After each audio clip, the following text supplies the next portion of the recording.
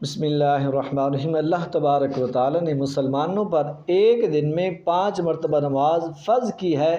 اور نماز جسے ایک دن میں ہم نے 5 مرتبہ پڑھنا ہے تو اس کا سیکھنا بھی اتنا ہی زیادہ ضروری ہے۔ اللہ تعالی ہمیں نماز کے صحیح مسائل سیکھنے کی توفیق عطا فرمائے۔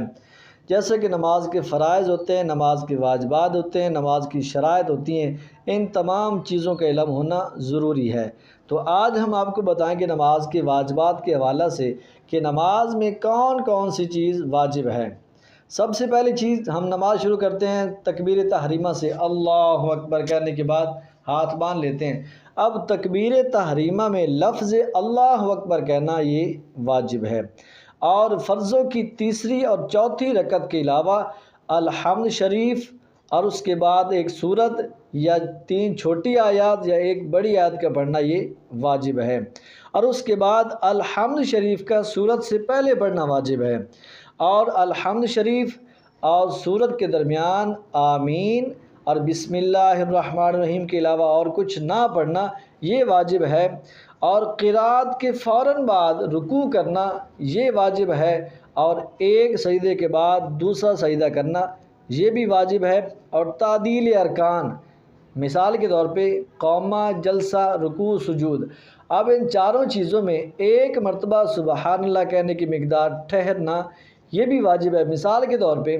جیسا کہ ہم رکوع کرتے ہیں اللہ اکبر، اس میں 3 مرتبہ تسبیح پڑھتے ہیں، سبحان ربی العظیم، سبحان ربی العظیم، سبحان ربی العظیم۔ اب 3 مرتبہ یہ پڑھنا یہ سنت ہے، اور ایک مرتبہ پڑھنے کی مقدار رکوع میں ٹھہرنا یہ واجب ہے۔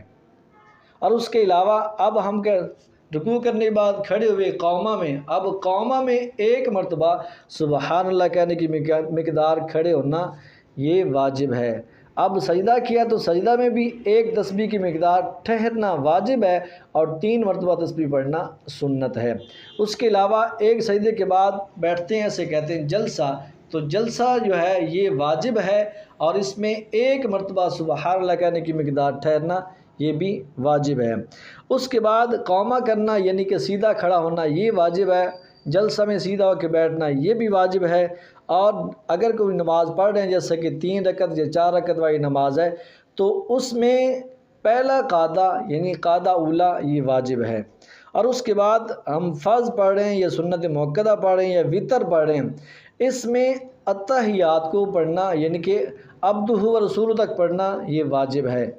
اور فرض، وطر یا سنت مؤکدہ پڑھ رہے ہیں تو اس میں تشہد کے بعد آگے کچھ نہ بڑھانا یہ واجب ہے، اور اگر کوئی شخص نماز پڑھ رہا ہے قعدہ اولا میں، قعدہ اولا پڑھ رہا تھا سنت مؤکدہ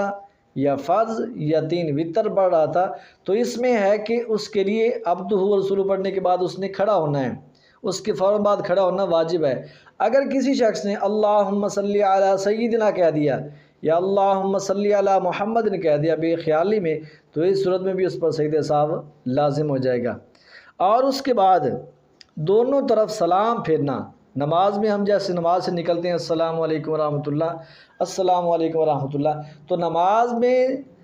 السلام لفظ کہنا، لفظ السلام کہنا یہ واجب ہے، دونوں طرف السلام علیکم کہنا سنت ہے، اور السلام کہنا یہ واجب ہے، دونوں طرف کہنا واجب ہے۔